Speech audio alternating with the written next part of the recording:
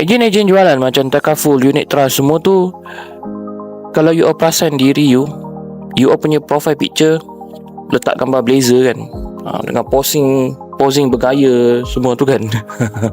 So yelah, kita faham yang you buat semua tu untuk tunjukkan kononnya you ada credibility dalam bidang you, supaya you nampak corporate, nampak macam CEO.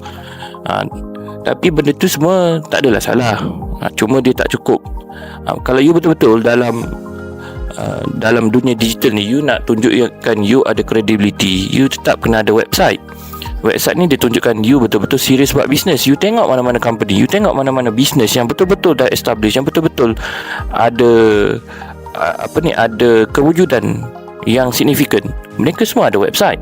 You tak boleh cakap yang kebanyakan orang Takaful tak ada pun website. Itu dia orang. Sebab tu dia orang biasa-biasa.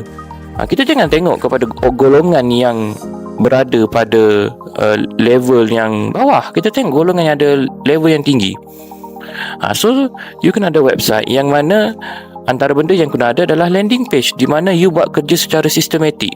You dah terangkan dalam landing page secara tersusun, you letak lead form untuk orang isi, dan barulah you boleh entertain orang tu. Tak adalah mereka hanya tiba-tiba WhatsApp. You sendiri pun tahu yang orang datang WhatsApp ni kebiasaannya kebanyakannya dia hanya blue tick. Kalau you letak link direct ke WhatsApp, so kena ada satu filter di tempat di website yang you letak landing page, letak form, supaya you boleh filter dulu siapa yang betul-betul serius, betul-betul ada intention nak tahu tentang you punya service.